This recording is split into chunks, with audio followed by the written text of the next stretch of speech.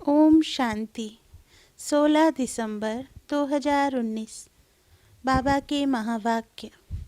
मीठे बच्चे, अपार खुशी व नशे में रहने के लिए देह अभिमान की बीमारी छोड़ प्रीत बुद्धि बनो, अपनी चलन सुधारो। प्रश्न है, किन बच्चों को ज्ञान का उल्टा नशा नहीं चढ़ सकता? उत्तर, जो बाप को यथार्थ जानकर याद करते हैं, दिल से बाप की महिमा करते हैं, जिनका पढ़ाई पर पूरा ध्यान है, उन्हें ज्ञान का उल्टा नशा नहीं चढ़ सकता। जो बाप को साधारण समझते हैं, वे बाप को याद कर नहीं सकते। याद करें तो अपना समाचार भी बाप को अवश्य दें। बच्चे अपना समाचार नहीं देते तो बाप को ख्याल चलता कि बच्चा कहाँ मूर्छित तो नहीं हो गया है। ओम शांति। बाप बैठ बच्चों को समझाते हैं।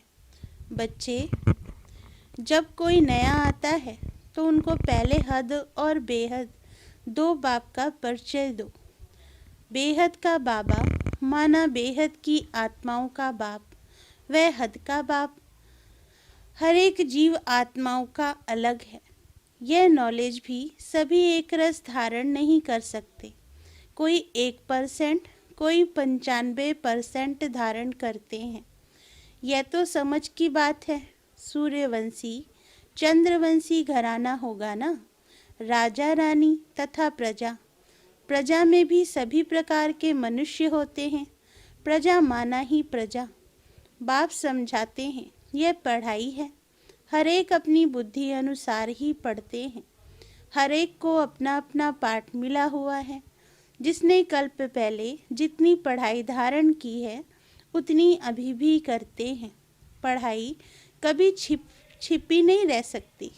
पढ़ाई अनुसार पद भी मिलता है।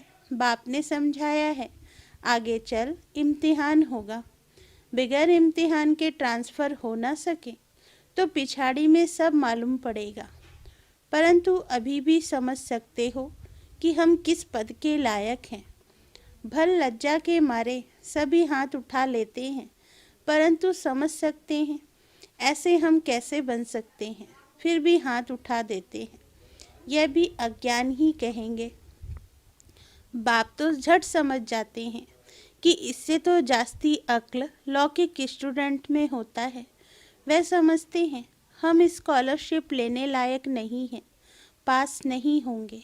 वह समझते हैं टीचर जो पढ़ाते हैं उससे हम कितने मार्क्स लेंगे। ऐसे थोड़े ही कहेंगे कि हम पास विद ऑनर होंगे। यहाँ तो कई बच्चों में इतनी भी अक्ल नहीं है। देह अभिमान बहुत है। भल आए हैं यह देवता बनने के लिए, परंतु ऐसी चलन भी तो चाहिए। बाप कहते हैं, विनाश काले विपरीत बुद्धि, क्योंकि कायदे सिर्फ बाप से प्रीत नहीं है। बाप तुम बच्चों को समझाते हैं कि विनाश काले विपरीत बुद्धि का यथार्थ अर्थ क्या है। बच्चे ही पूरा नहीं समझ सकते तो फिर वह क्या समझाएंगे। बाप को याद करना, यह तो हुई गुप्त बात। पढ़ाई तो गुप्त नहीं है ना। पढ़ाई में नंबरवार होते हैं। एक जैसा थोड़े ही पढ़ेंगे। बाबा समझते हैं अभी तो बेबी हैं। ऐसे बेहद के बाप को 3-3, 4-4 मास याद भी नहीं करते हैं। मालूम कैसे पड़े कि याद करते हैं। बाप को पत्र तक नहीं लिखते कि बाबा मैं कैसे कैसे चल रहा हूँ, क्या क्या सर्विस करता हूँ। बाप को बच्चों की कितनी फिक्र रहती है कि कहाँ बच्चा मूर्छित तो नहीं हो गया है, कहाँ बच्चा मर तो नहीं गया। कोई तो बाबा को कितना अच्छा अच्छा सर्विस समाचार लिखते हैं। बाबा भी समझते हैं बच्चा जीता है। सर्विस करने वाले बच्चे कभी छिप नहीं सकते। बाप तो हर बच्चे का दिल लेते हैं कि कौन सा बच्चा कैसा है। देह अभिमान की बीमारी बहुत कड़ी है। बाबा मुरली में समझाते हैं, कईयों को तो ज्ञान का उल्टा नशा चढ़ जाता है, अहंकार आ जाता है, फिर याद भी नहीं करते, पत्र भी नहीं लिखते, तो बाप भी याद कैसे करेंगे। याद से याद मिलती है। अभी तुम बच्चे बाप को यथार्थ जानकर याद करते हो, दिल से महिमा करते हो। कई बच्चे बाप को साधारण समझते हैं, इसलिए याद नहीं करते। बाबा कोई भपका आदि थोड़े ही दिखाएगा। भगवान उवाच, मैं तुम्हें विश्व की राजाई देने के लिए राजयोग सिखलाता हूँ। तुम ऐसे थोड़ी ही समझते हो कि हम विश्व की बादशाही लेने के लिए बेहद के बाप से पढ़ते हैं। यह नशा हो तो अपार खुशी का पारा सदा चढ़ा रहे। गीता पढ़ने वाले भल कहते हैं। श्री कृष्ण भगवान उवाच, मैं राजयोग सिखलाता हूँ, बस उन्हें राजाई की खुशी थोड़े ही रहेगी। गीता पढ़कर पूरी की और गए अपने अपने धंधे धोरी में। तुमको तो अभी बुद्धि में है कि हमको बेहद का बाप पढ़ाते हैं, उन्हें ऐसा बुद्धि में नहीं आएगा। तो पहले पहले कोई भी आए तो उनको दो बाप का परिचय देना है। बोलो, भारत स्वर्ग था, अभी नरक है। यह कलयुग है, इसे स्वर्ग थोड़े ही कहेंगे। ऐसे तो नहीं कहेंगे कि सतयुग में भी है, कलयुग में भी है। किसको दुख मिला तो कहेंगे नरक में है, किसको सुख है तो कहेंगे स्वर्ग में है। ऐसे बहुत कहते हैं। दुखी मनुष्य नरक में है, हम तो बहुत सुख में बैठे हैं। महल माड़ियाँ मोटरें आदि समझते हैं। हम तो स्वर्ग में गोल्डन एज, आयरन एज की ही बात है। तो पहले पहले दो बाप की बात बुद्धि में बिठानी है।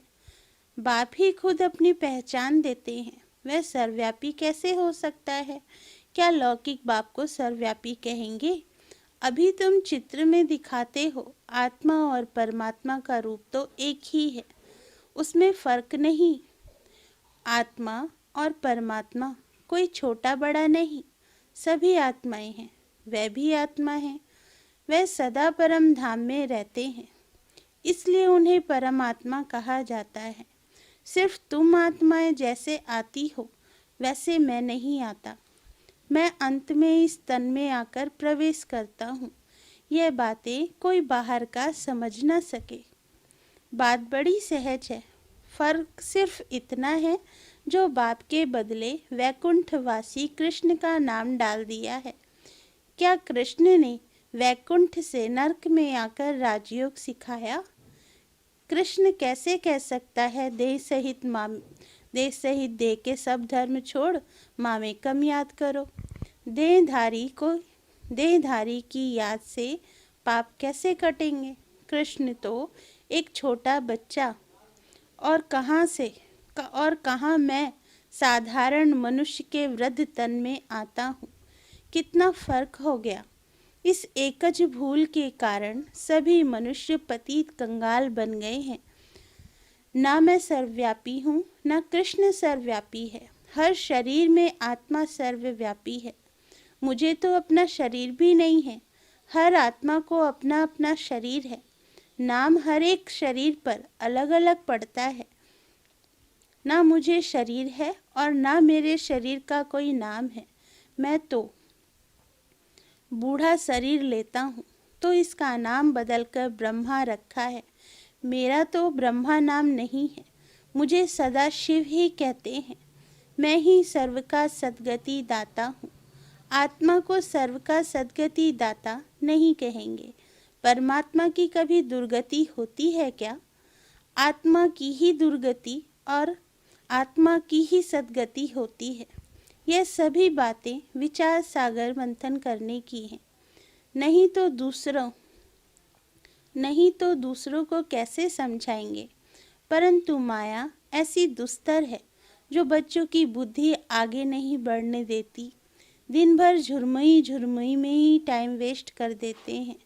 बाप से पिछाड़ने के लिए माया कितना फोर्स करती है। फिर कई बच्चे तो टूट पड़ते हैं। बाप को याद न करने से अवस्था अचल अडोल नहीं बन पाती। बाप घड़ी घड़ी खड़ा करते, माया गिरा देती है। बाप कहते, कभी हार नहीं खानी है, कल्प ऐसा होता है, कोई नई बात नहीं। माया जीत अंत में ही बन ही जाएंगे। रावण राज्य खलास तो होना ही है। फिर हम नई दुनिया में राज्य करेंगे। कल्प कल्प मायाजीत बने हैं, अनगिनत बार नई दुनिया में राज्य किया है। बाप कहते हैं बुद्धि को सदा बिजी रखो तो सदा सेफ रहेंगे। इसको ही स्वदर्शन चक्रधारी कहा जाता है। बाकी इसमें हिंसा आदि की कोई बात नहीं है। ब्राह्मण ही स्वदर्शन चक्रधारी होते हैं। देवताओं को स्वदर्शन चक्रधारी नहीं कहेंगे। पतित दुनिया की रस्म रिवाज और देवी देवताओं की रस्म रिवाज में बहुत अंतर है। मृत्यु लोक वाले ही पतित पावन बाप को बुलाते हैं। हम पतितों को आकर पावन बनाओ, पावन दुनिया में ले चलो। तुम्हारी बुद्धि में है आज से 5000 वर्ष पहले नई पावन दुनिया थी जिसको सतयुग कहा जाता है। त्रेता को नई दुनिया नहीं कहेंगे। बाप ने समझाया है वह है फर्स्ट क्लास, वह है सेकंड क्लास। एक एक बात अच्छी रीति धारण करनी चाहिए। जो कोई आकर सुने तो वह वंडर खाए। कोई वंडर भी खाते हैं, परंतु फुर्सत नहीं जो पुरुषार्थ करें। फिर सुनते हैं पवित्र जरूर बनना है। ये काम विकार ही मनुष्य को पतित बनाता है।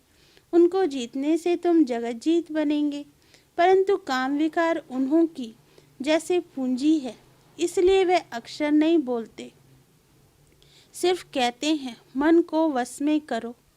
लेकिन मन अमन तब हो जब शरीर में नहीं हो। बाकी मन अमन तो कभी होता ही नहीं। देह मिलती है कर्म करने के लिए, तो फिर कर्मातीत अवस्था में कैसे रहेंगे। कर्मातीत अवस्था कहा जाता है मुर्दे को। जीते जी मुर्दा अथवा शरीर से डिटैच। बाप तुमको शरीर से न्यारा बनने की पढ़ाई पढ़ाते हैं। शरीर से आत्मा अलग, आत्मा परमधाम की रहने वाली है। आत्मा शरीर में आती है तो उसे मनुष्य कहा जाता है। शरीर मिलता ही है कर्म करने के लिए। एक शरीर छोड़ फिर दूसरा शरीर कर्म करने के लिए लेना है। शांति तो तब हो जब शरीर में नहीं है। मूल वतन में कर्म होता नहीं, सूक्ष्म वतन की तो बात ही नहीं। सृष्टि का चक्र यहाँ फिरता है। बाप और सृष्टि चक्र को जानना है। इसको ही नॉलेजफुल कहा जाता है।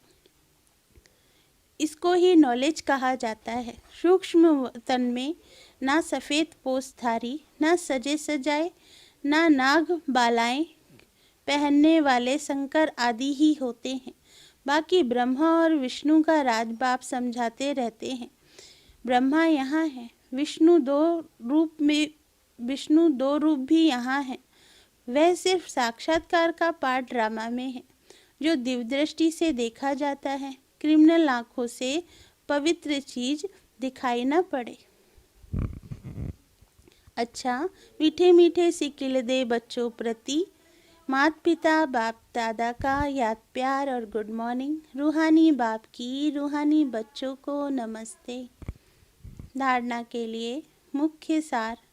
पहला पॉइंट, अपने आप को सदा सेफ रखने के लिए बुद्धि को विचार सागर मंथन करने में बिजी रखना है। स्वदर्शन चक्रधारी बनकर रहना है। झुरमुई झुगमुई में अपना समय नहीं गंवाना है। दूसरा पॉइंट, शरीर से डिटैच रहने की पढ़ाई जो बाप पढ़ाते हैं वह पढ़नी है। माया के फोर्स से बचने के लिए अपनी अवस्था अचल अडोल बनानी है। वरदान है, सदा उमंग उत्साह में रह, मन में खुशी के गीत गाने वाले अविनाशी खुशनसीब भव। सार है, आप खुशनसीब बच्चे अविनाशी विधि से अविनाशी सिद्धियां प्राप्त करते हो। आपके मन में सदा वाह वाह की खुशी के गीत बजते रहते हैं। वह बाबा, वह तकदीर, वह मीठा परिवार, वह श्रेष्ठ संगम का सुहावना समय, हर कर्म वह वाह है। इसलिए आप अविनाशी खुशनसीब हो। आपके मन में कभी वाही आई क्यों मैं नहीं आ सकता। वाही के बजाय वाह वाह और आई के बजाय बाबा बाबा शब्द ही आता है। स्लोगन है, जो संकल्प करते हो उसे अविनाशी गवर्नमेंट की स्टैम्प लगा दो तो अटल रहेंगे। अच्छा, ओम शांति।